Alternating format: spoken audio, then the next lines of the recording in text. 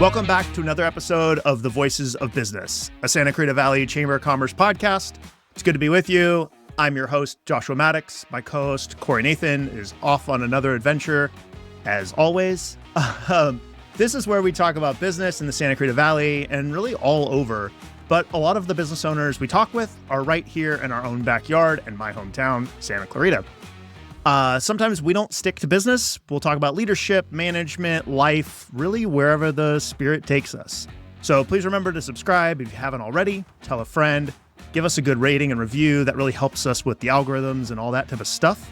Sit back and enjoy the conversation we're having today with Ashley Carlson from Elevate Business Solutions, the founder and CEO over there. Good to have you on. Thank you for having me. I'm excited to be here. So you are a native to Santa Clarita.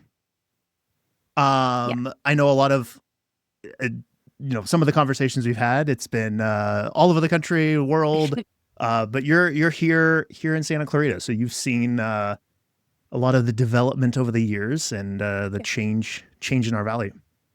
Yes. So obviously local business owner, but you have had some different background in management really early on. I want to talk through like what was that college trajectory, maybe leading up to that a little bit, and then what put you on that sort of management path? It was always in some sort of administrative or customer service type of role. And, you don't really realize it at the time that you're drawn to certain types of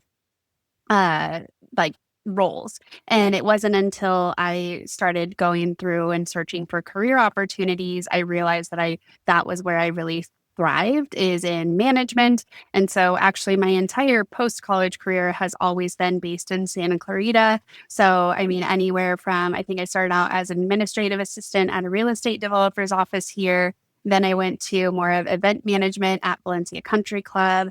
And then it was sales and event planning and all of that at the Hyatt.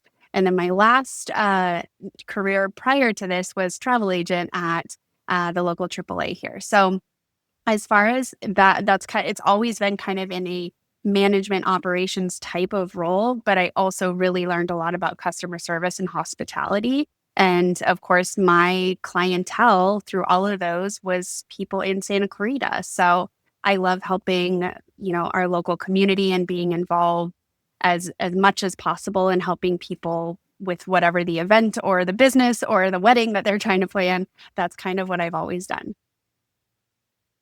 Yeah, I was going to say there's definitely a few well-known names here locally with the Valencia Country Club, the Hyatt, AAA being some fairly well-known businesses here in Santa Clarita that, you've been either in management or planning of some sort with some of those, which is, yeah. Mm-hmm. So what led you, or what for you, like, I would say is like the driving factor of like, you enjoy that sort of management or, sort of the solution side of the business? Yeah, that's a good question. And I think that it's something that becomes more clear as you look back or as you navigate things in a certain way, especially as a business owner versus as an employee. I think it becomes a lot more clear.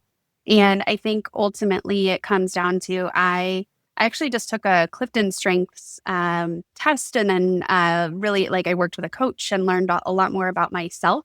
And my top strengths, the very number one is responsibility. So I have no qualms with taking responsibility quickly and just naturally. So I think that kind of has to do with management and not feeling afraid to step in and solve problems. I am more than happy that what we do is it's just constant problem solving and addressing and being creative and innovative in certain things. And I always say, I really do love solving puzzles. Like we do puzzles here at the house all the time. So it's almost like that. I'm just always solving puzzles and help. And I really love the moment where I'm able to help someone, a business owner in this case, in our industry or our work now, is the moment of clarity or relief that I see when we have either solved their problem or built a plan that helps them get to solving their problem. And so I really, really enjoy that. So I enjoy the people side of it, but I also enjoy the puzzle piece side of it too. That's awesome.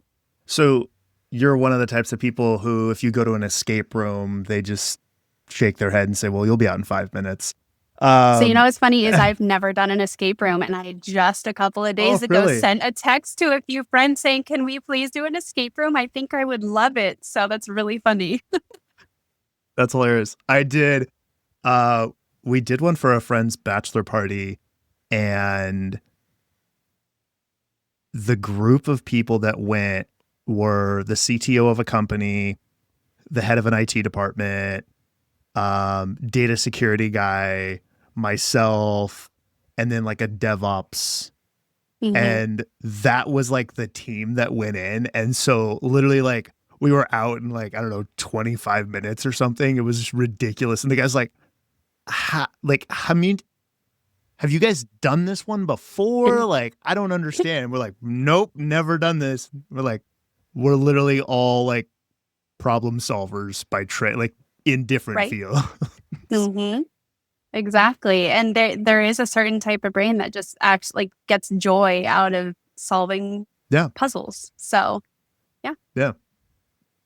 Yeah. And you get to do that on a daily basis Yes. with different businesses. So Yes. obviously, yeah, you get to do that on a daily basis. You now sort of have a business that does that for other businesses. Walk me through like what led to starting your own business. How crazy were you to, jump into that? Yeah. Obviously So problem solving, but a little crazy. yes, absolutely. I think you have to be a little bit crazy to start your own business. So for me, I actually am a third generation entrepreneur.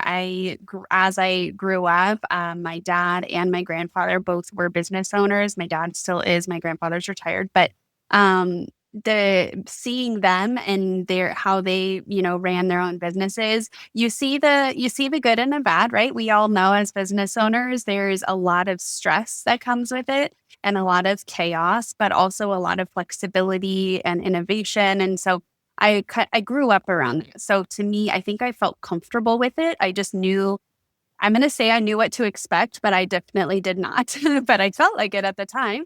And so it didn't feel scary to me. It honestly felt natural. And so when I got to the point, because I was working by myself, doing administrative work when I had my son in 2017. And so I did that until 2021, where I felt ready to hire on team and really excited about it and all of that. And so in 2021, the second I had that idea and I was ready, I just went for it. There wasn't really any reservations that I had.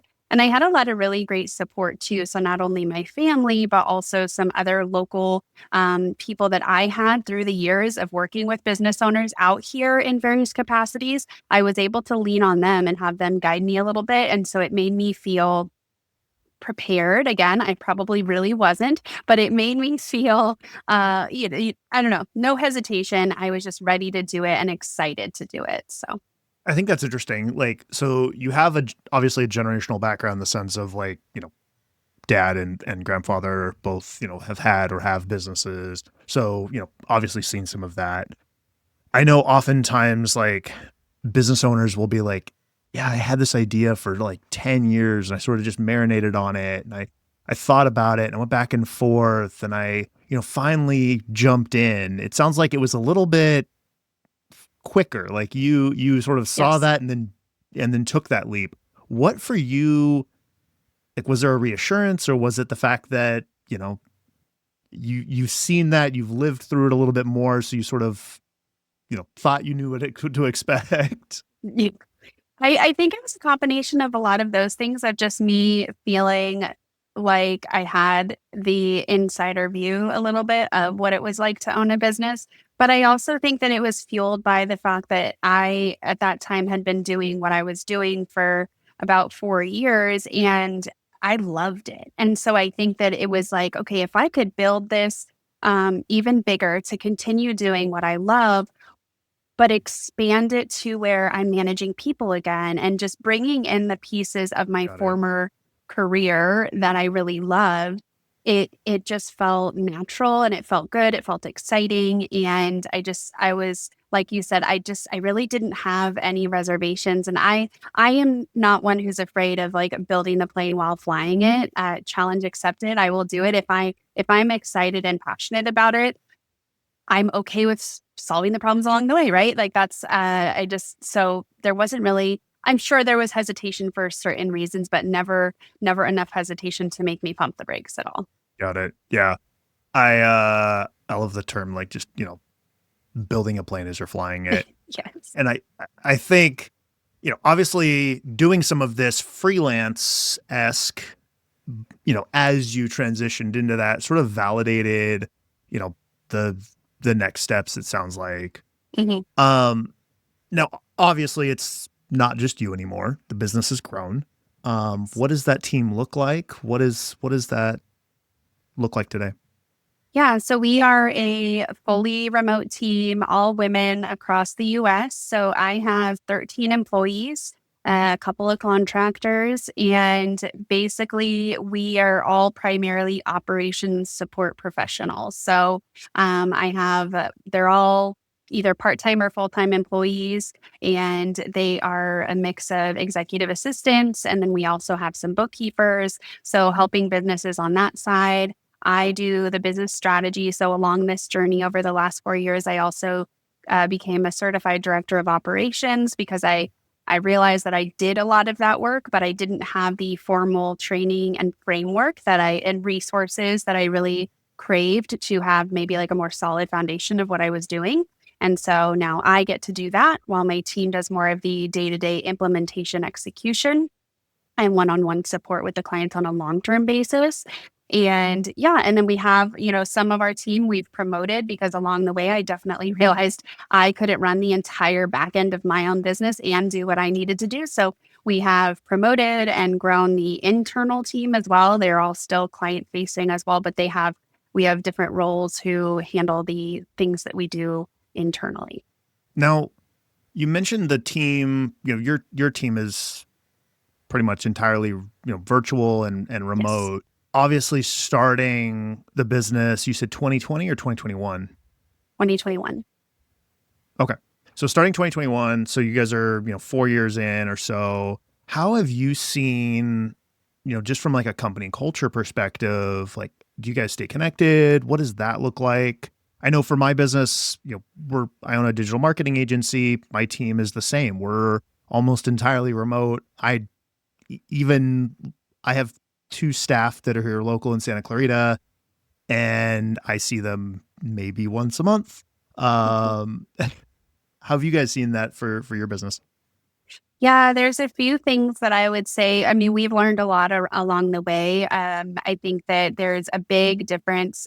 Well, when working remotely, a lot of the times what people are attracted to with a part-time remote role or even full-time is that there is flexibility, and we want to honor that, and we want to still have people, be able to flex in their day as much as possible. A lot of our, like I said, all of our team are women, and most of them are moms, and they need the time to be able to care for a sick kid or be there for pickups or field trips and things like that. Or maybe it's just doctor's appointments. And so we want our team to have that flexibility, but there also, when you're running a business, is a measure of accountability. And that has to happen in consistency. And so, how do you do that in a remote world where you can't just walk by someone's desk and see whether or not they're Yeah. engaged in work or ask them how they're doing, even just connecting with people, by the printer. I remember those days of just being able to chit chat while we all waited for what we were printing or in the break room, things like that. So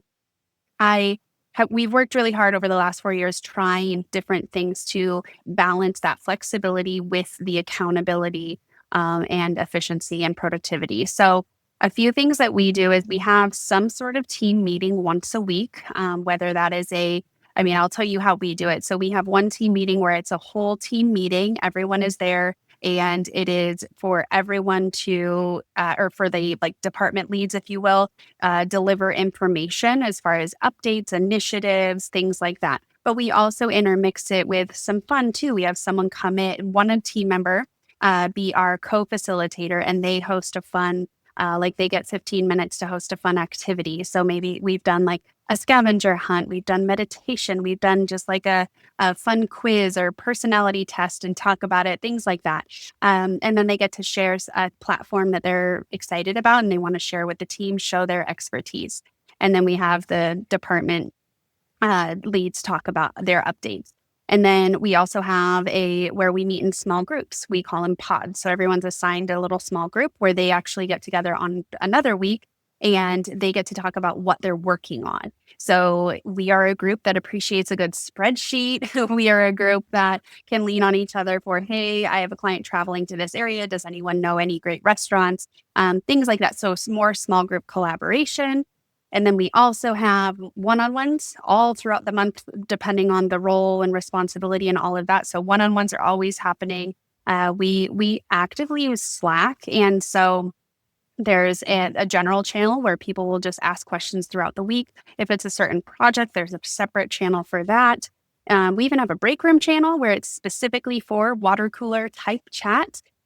So that's kind of what we want, a mix of collaborate, like where when we came up with our meeting structure, we wanted to make sure what is the purpose of every meeting, what is our goal, and how can we structure it in that way. We don't want it to be where every meeting is just the talking heads and everyone's listening. We want a sense of connection. How can we do that? We also want a sense of collaboration and problem solving. How can we do that? So we've put a lot of time in that. Our one-on-one meetings are also, every single one has we call it like a little square, I guess, 4 questions that are circled around what's going well for you, what's feeling sticky, what questions do you have, a time where both parties can always give and receive feedback. I really believe that any culture, it's important, but in a remote workspace, you don't have that opportunity, like I said, to walk up to someone's desk and you notice that something's wrong and you just want to talk about it. So we have these intentional times to check in way. So yeah, we did not get there overnight. All of this structure that I just talked about, it has been a lot of trial and error, and we are at a point where it is functioning really well. And the feedback that we get from the women who work on our team about how appreciated they feel and how, just how happy they are, that means the world to me. So yeah, our meeting cycle and a lot of what we do is very similar. We have been in business 18 years and started as a lot more in person. 2019-ish, we were 3 days a week in person, 2 days a week remote. That was very advanced for the times. Well, it was, and it came out of the pure fact that didn't exist. Yeah, 2019, it came out of the fact that I typically scheduled all of my out of office meetings Tuesdays and Thursdays. And so the team would come in the office on a Tuesday and they'd be like, cool, you're not here. So-and-so's not here. So-and-so only works, X days a week.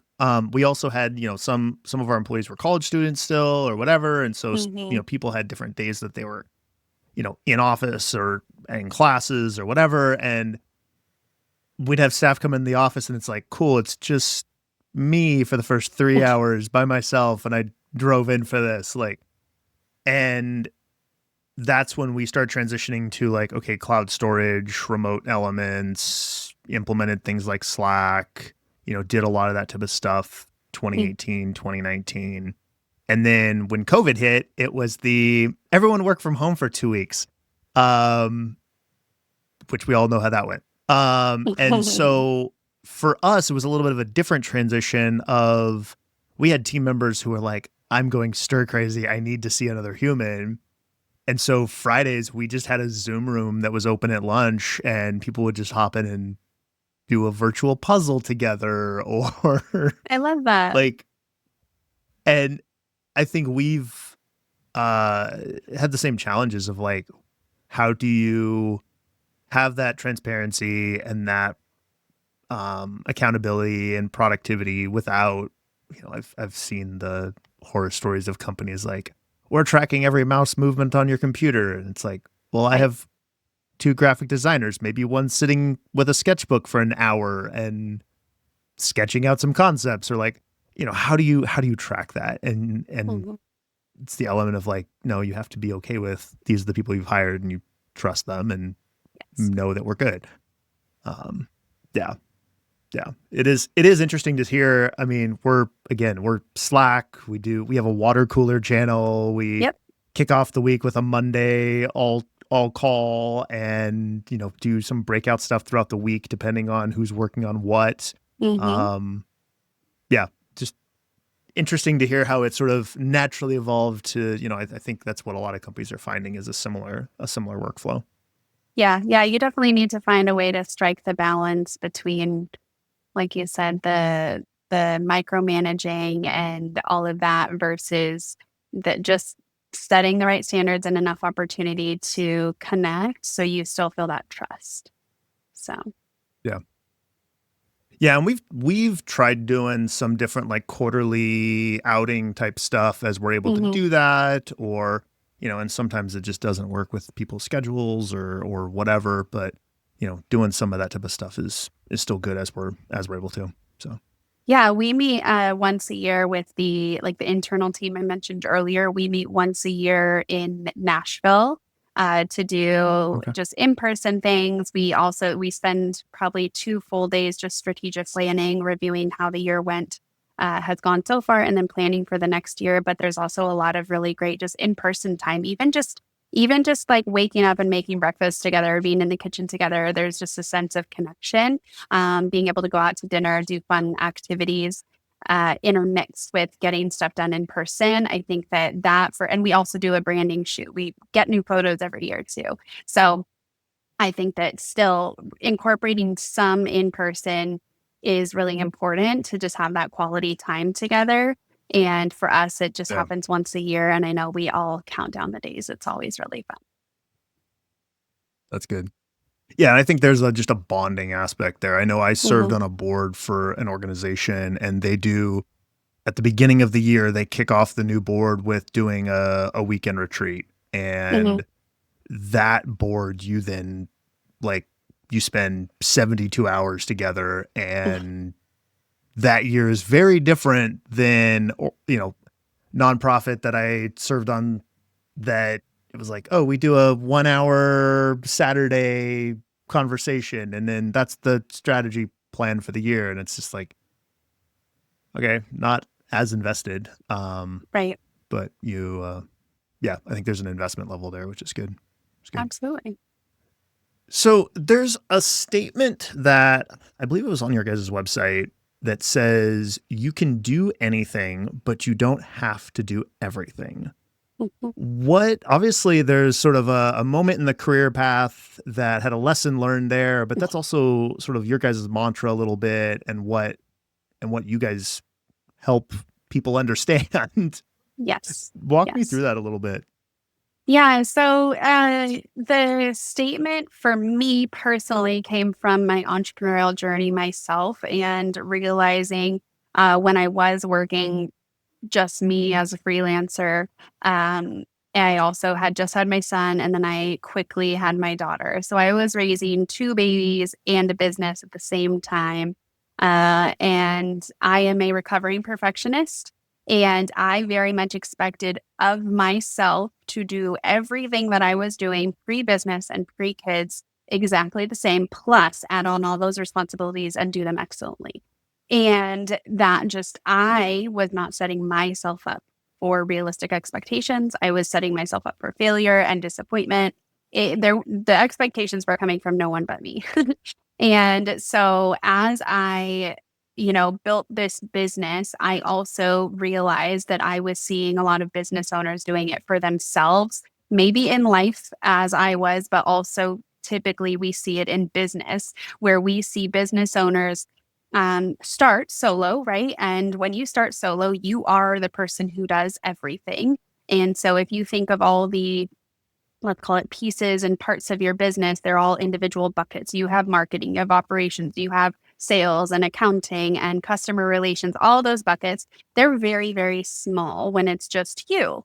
But as your business grows, your buckets of each of those responsibilities, those hats that you wear, become bigger. And so what I hear all the time is business owners being like, I can do that. I can do that. I just can't get to it. And I'm frustrated. And they feel discouraged. They feel overwhelmed. They feel disappointed in themselves. Like, why can't I get to it like I used to? And so I have to explain to them, the buckets have gotten bigger. Your ability to do any of these things is still there, and that's great. But you can no longer do everything.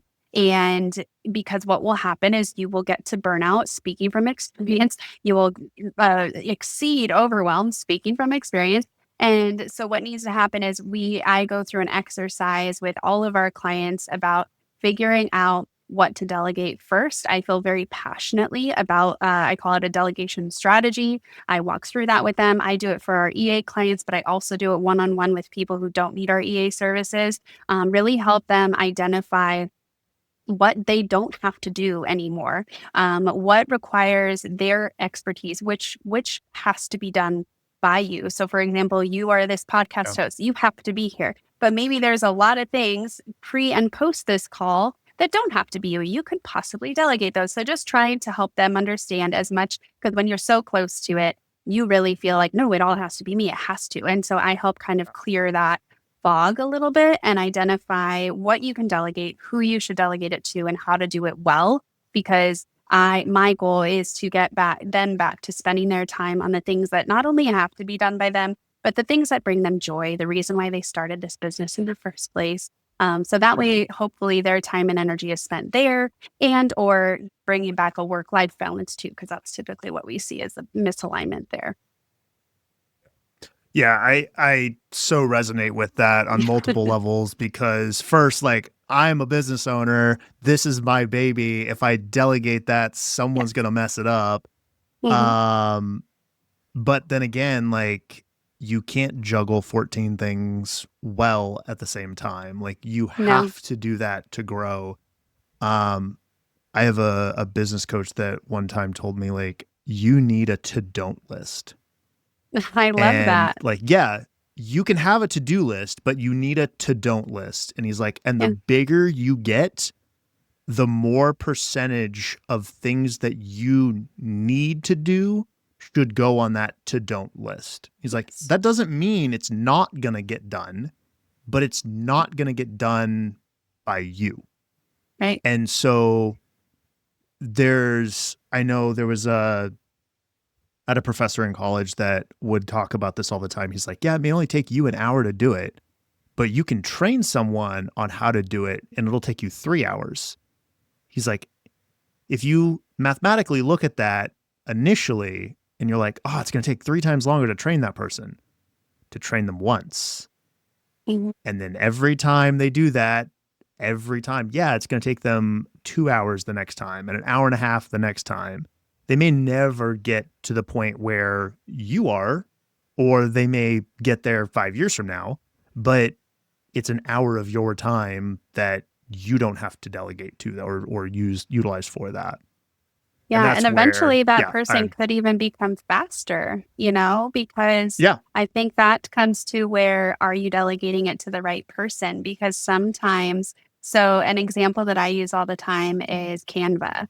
I love Canva. I love using it. I love designing things in it. I definitely it is something I can do. However, I know, again, I am a recovering perfectionist, and I also have shiny object syndrome.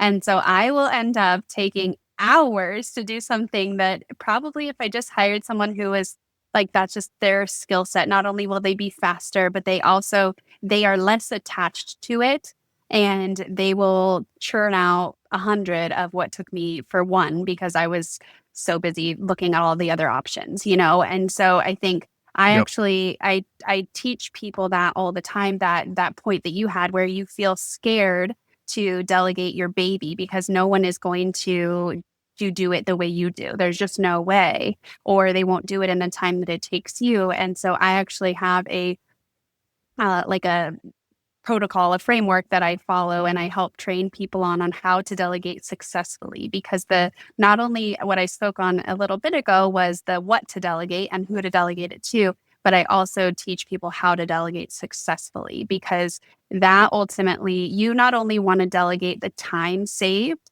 on your plate, but you also want to delegate and get away the brain space, right? So if you are delegating the time saving, but you're not doing it well and it's keeping you up at night, or you are having the urge to micromanage because you don't know how it's going, then that means you didn't delegate successfully. And there's some small things that can be done to make sure that it's not only saving you time, but it's saving you the brain space too.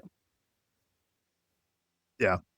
Yeah, I am 100% guilty of the Canva element. I have two designers on staff, and there'll be times where I'll pop into Canva and I'm like, so what I have started doing is what I have come to like terminology as like the Sharpie mock-up of like, I need a flyer.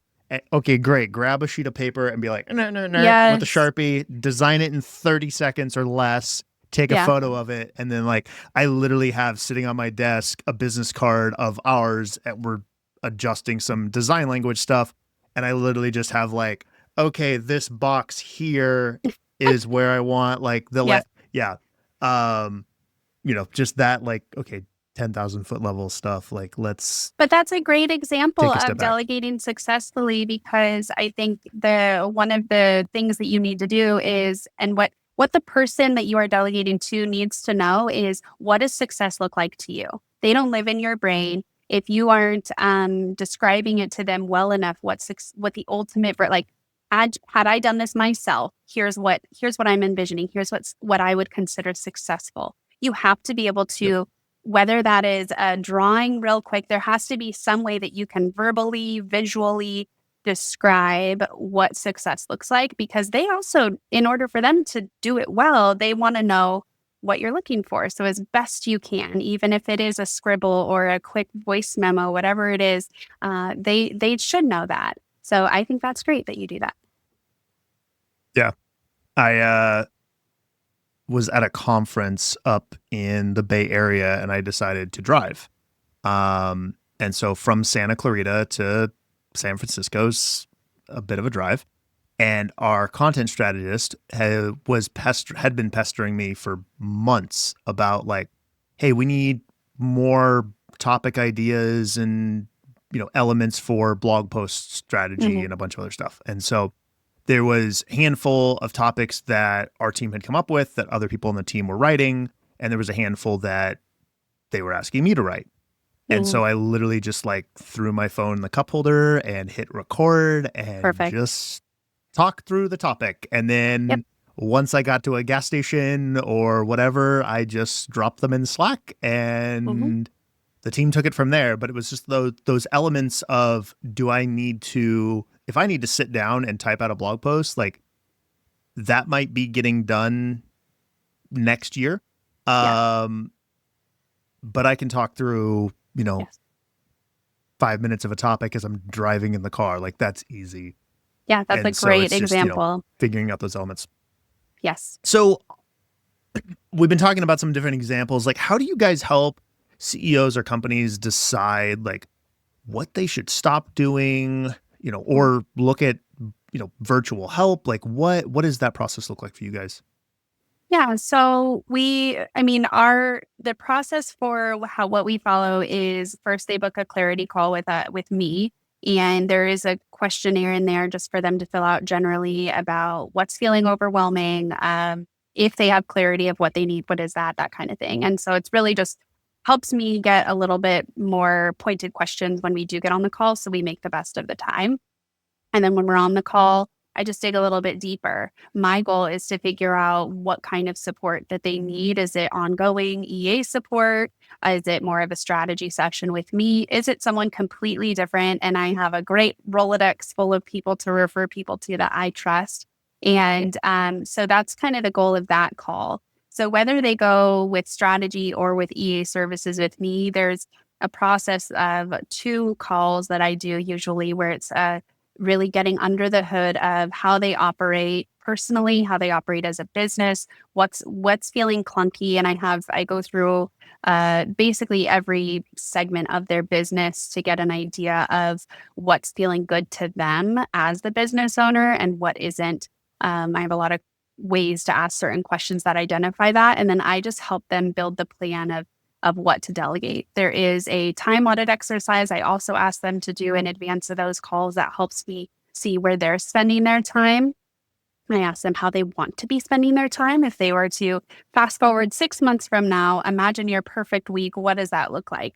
A lot of the times people are sacrificing personal care. And as a business owner, I've been there. I have tried pouring from an empty cup or, pushing on an empty battery, whatever that is. And you just can't do it. You start to really resent going to work. And I don't think that is great for a business owner, because we all started this because we loved what we did. We wanted the freedom, but we end up kind of trapping ourselves a little bit. And so it's just kind of like loosening that up for them and being able to have them see what that could look like. And it doesn't have to be scary. I often think that they're just too close to it. And so having someone like me who can ask these questions and approach it in that way, who isn't so close to the business, is key. I mean, I'll tell you, I work with someone else. I have a trusted person that I work with to do the exact same thing for me because I'm too close to my business. And I need someone to tell me, Ashley, you don't have to do this. And at first I'm going to be like, no, oh yeah, you're right. Okay. So, but when you're close to it, sometimes you just can't see the answers and the solution. Yeah, I have the exact same element. Like I have someone who I bounce those challenges off with, off of a little bit as well. And I think that's something that small business owners sort of sit in this weird vacuum of, you're not large enough to have like an executive board of, 5 or 6 advisors who are coming in. And so you have to sort of find those people. Maybe it's another business owner. Maybe it's, a business that's a service. Maybe it's, whatever that is. You need to find that so that way you don't get stuck in that vacuum of continuing to do the same thing, and that just becomes a vicious cycle. Yeah, I think everybody needs a thought partner. I do really well thinking out loud and processing my thoughts. And so I have a number of people who I know can be my person depending on what it is that I need to talk out. But definitely, whether it's your internal team, you have people that you trust that you can just talk through. Or if it's like you said, there's been a few, I'm not currently in a mastermind, but there are people that I have connected with through networking communities or mastermind groups that I know I can just, hey, I got to talk this out with you. I trust your opinion on this particular topic. Let's talk it through. And it goes both ways. And then there's also times where I need to hire someone like me who can be a strategist and deliver. And I think you want to work with someone like that if you want a deliverable, right? If you want a plan, if you want a bit more of that, leaning on colleagues and all that has gotten me through to where I am today, probably is just by leaning on people I know and trust. But I also know when there's times where I need something more tangible to help me know, the path forward. So I think leaning on whoever it is just really important, whether it's hiring someone like us, a fractional EA, or if it's a strategist, or if it's something like what you guys do. A lot of people, they need marketing support. That's one of their first things they need to, offload, so it just depends on what you need. And that's also why I always tell people, just book a call with me. I will help you figure out what that next right move is, because I really think that sometimes you just don't know until you can talk it out. Yeah. So I think ultimately what we've just decided here is that you just got to talk to people who get it. Yeah. I will say you were talking about mastermind groups. I was in a mastermind group for a long time that was non-industry specific. Mm-hmm. And so, which was really good and really bad at the same time. It was really good in the sense of, I would bring up an element. I'm like, this is an issue I'm struggling with in my business. And everybody in the room's like, I don't know how to relate to you because I don't own a marketing agency. Mm. And I'm like, okay, but you could be my client, or you could be this, or you could be that. Yes. And so we'd walk through it in that sense a lot. And sometimes, there were some questions that were, no, as a business owner, like, how do you guys deal with this? And then I also sit in a mastermind now that is agency specific. Oh, and it's been very interesting. There was something that we were trying to do from a project management perspective, and we were struggling with just like some project management stuff and just accurately tracking some hours and having full visibility on exactly what projects were costing us and just Hmm. better knowing that. And one of the guys in the mastermind messaged me and was like, hey, let's have a conversation offline outside of this. And he's like, I work for a national agency. We spent over $500,000 building a custom solution for this. And our custom solution worked worse than the like, just track your task in a spreadsheet type situation. And he's like, in reality, there is no money you can throw at the problem to fix it. It's just getting a team into a habit to Hmm. do it. And that's sometimes I think we look at the next software application to solve our problem, whether Yeah. that's, in my industry, it's like, oh, there's some new AI thing that'll automate all your Instagram posts for you. I'm like, yeah, and they're pretty terrible. And we look for those software applications that are just going to solve all the world's problems, but that may not be the right solution. It might be delegating it. It might be talking it through with someone else, or it might just be Hmm. better understanding the existing system that you have. Yes. Yes, I agree. I think we're all guilty of shiny object syndrome, especially in this Oh yeah. AI world where you are kind of thrown. We have the solution for you and all of that. And I definitely have learned, I will say, probably over the last couple, like 2 years, we have slowed that down a lot as far as adopting new tools and systems. And instead, Yep. I pump the brakes. And that is big for me because I love like that excites me learning something new. And so it's very difficult for me to slow that down. And it's okay for us to adopt new tools and platforms, but none of it has to happen right now. And I think by slowing it down and being more intentional, like you said, hold on, is there something that we're using right now that could solve this problem? Or is it something that our people could adopt in order to solve this problem? I think that is a lesson that sometimes is best learned by experience. But being in the mastermind groups and people sharing their experiences like that also, I think really helps because it I think sometimes people feel like they're being left out when they hear people using all these fancy tools. And so to hear sometimes No. other business owners being like, yes, that's fantastic. And you don't need these fancy tools yet, especially for small business owners. You have a small budget, every dollar counts. And so sometimes that's difficult to compare to everyone who has all the fancy stuff. Yeah. Yeah. And I'll also say, like, we were approached by a project management company who was like, hey, our system is 10% cheaper than the one you're currently using. Mm. Like, that's great. But that also means I have to migrate all the data, Yes. retrain all of my Yes. staff, get in new habits of all of that. I was like, do you understand? We literally this morning had a conversation. There's a system that we use currently. We're on like a low tier. They're changing their pricing model and it goes up. I think it's like $200 a year or something come Yeah. next month. And we're like, oh, we could switch to this other one that is going to be slightly cheaper.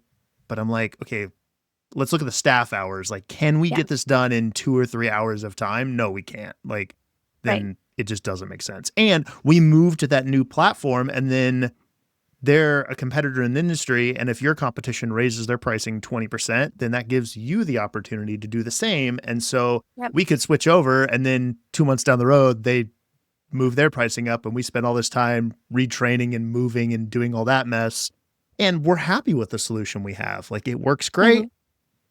There's no problems. Like, we Hmm. could save a tiny bit, but is it worth $200 a year? Like, no, it's not. Yeah.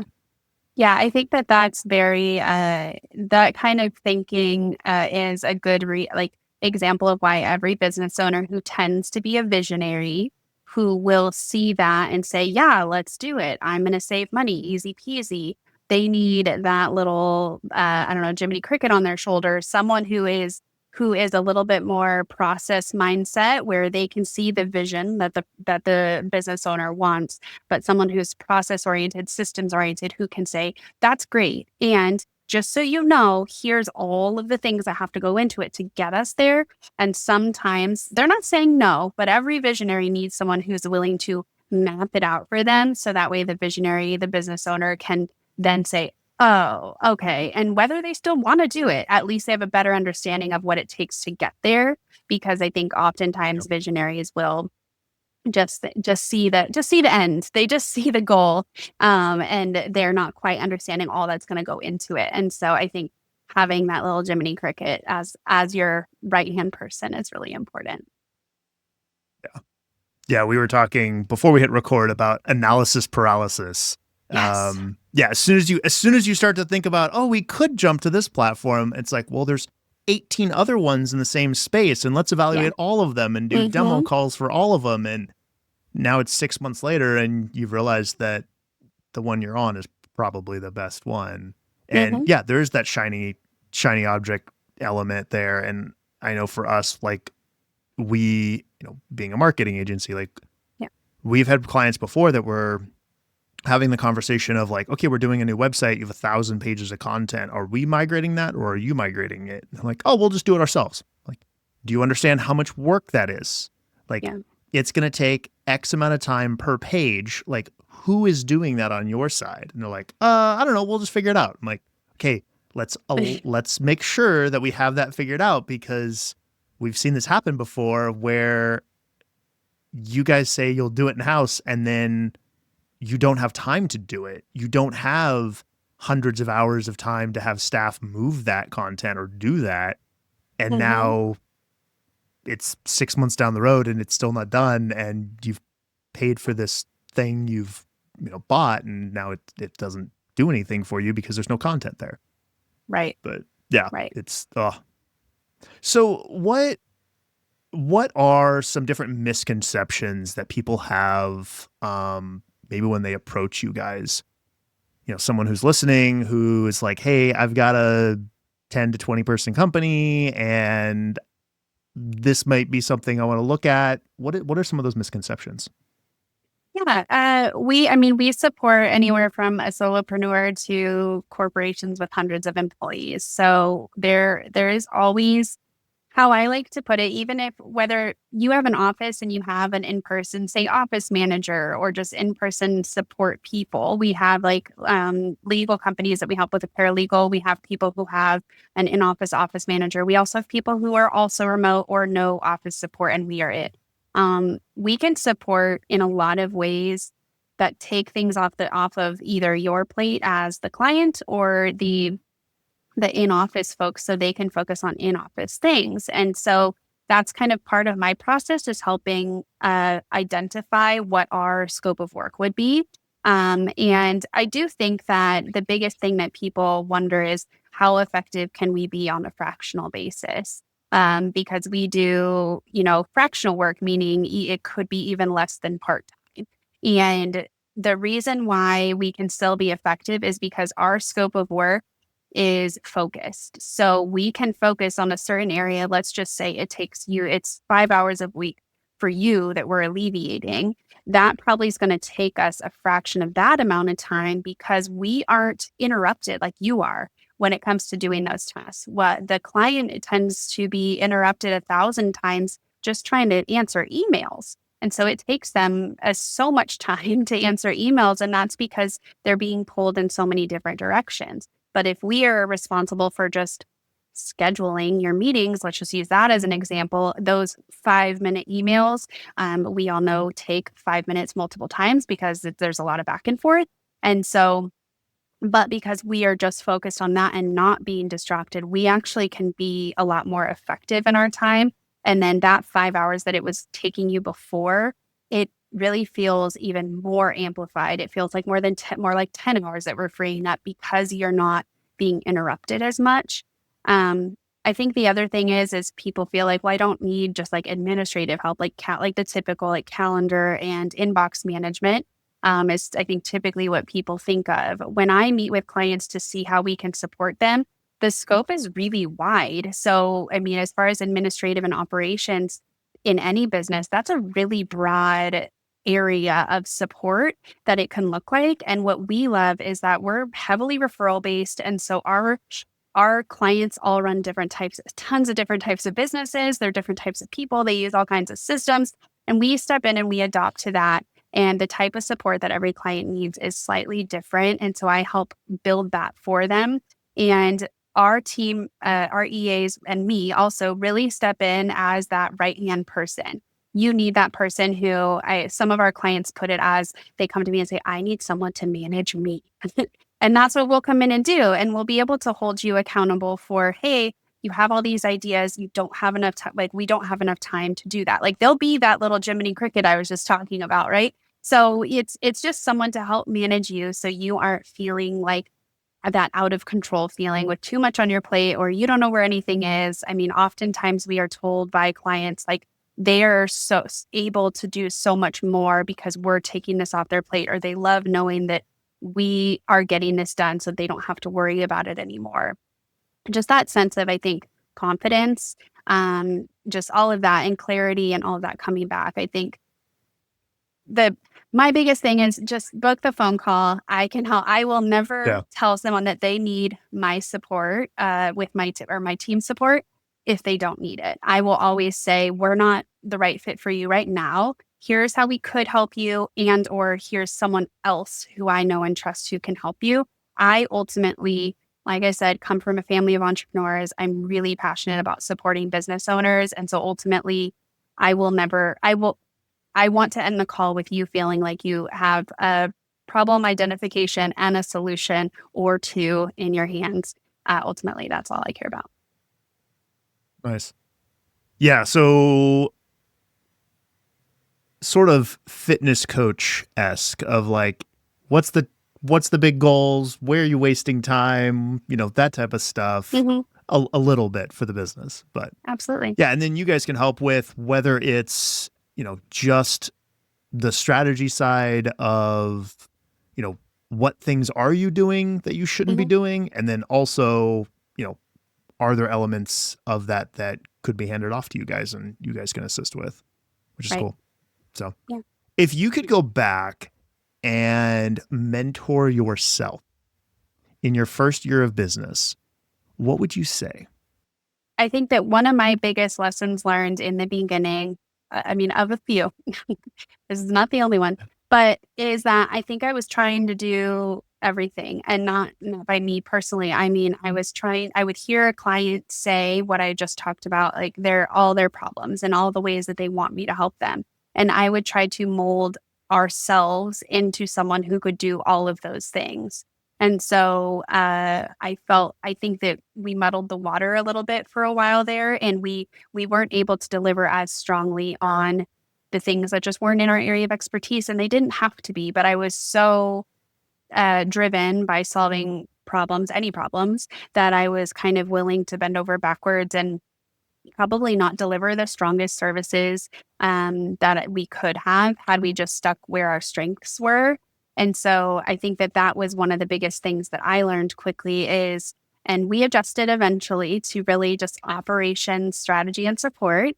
But for a while, we tried digital marketing, trying to think what else. We had quite a few different services, and whether it was a service in and of itself or it was just broadening the scope of work of what our team did, I think we just were trying a little bit too much to just fit the mold everywhere. And as we grew with more clients, like I said, the muddy waters started happening, and we realized we needed to really get more clear on our scope of work and deliver well what we could. I think that's such a good lesson for so many business owners, because there's this opportunity cost of, I have staff availability.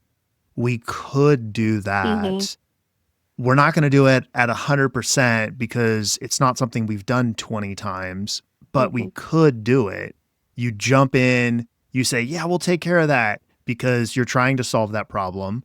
And then all of a sudden that next client comes along who is a good fit, who you've done that same execution 100 times. And now you don't have that availability because you've taken on something. And I also get it from the other side of like, no, we need to make payroll next month. Like we need something coming in. And so it is a balance on that for sure. And we've all, if you're a business owner, you've struggled with it. Absolutely. But, yeah. Awesome. Well, as we wrap things up, I want to sort of flip the tables a little bit. Do you have any questions for me? So what would you say is your favorite like Santa Clarita event? Santa Clarita event? Mhm. We were talking a few episodes ago, actually. I was talking with Di Thompson, and this isn't necessarily my favorite one, but I loved the Chalk Art Festival. Like, they used to do it at the Oh, mall, and then they moved it to yeah. downtown Newhall. And so, yeah, that one was super fun. I What love about that. yours? I think if I were to think over the last year or two, I think my favorite recently has been concerts in the park.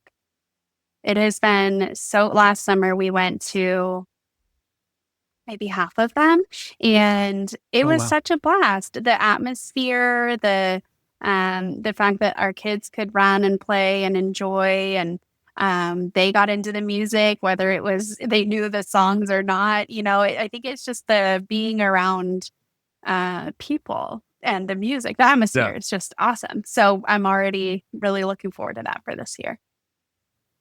Nice. Yeah, the concerts in the park stuff is really cool. Love those events. Yeah. Yes. So I have not been in a while, but It was typically for me, years it's for the me in between too. yeah. Well, we have little ones, and so yeah, there's some challenges there. And then the parking at Central Park is chaotic for those events, to say the Yes. least. You have to get there early, and we've learned to just bring Yeah. like some sandwiches or whatever and just kind of hang out for a little while before too. But yeah, there were years we didn't go were because our kids were little as well, but now they're the age where if they stay up late for those events, it is not a nightmare at home. They can do it, they can hang. But for a while we were like, not worth it. Yeah, I get that. Awesome. Well, if people want to keep up with you and all the great things that you guys are doing, how can someone find the business and find you? Sure. Our website is elevatevbsolutions.com. And we also are active on Instagram at elevatevbsolutions. And then I'm also pretty active on LinkedIn myself. So I believe mine is Ashley M. Carlson on LinkedIn. Awesome. And we will have all of those links, which I already have, in the show notes. Perfect. And so if anyone wants to reach out, we'll find you there. So Perfect. awesome.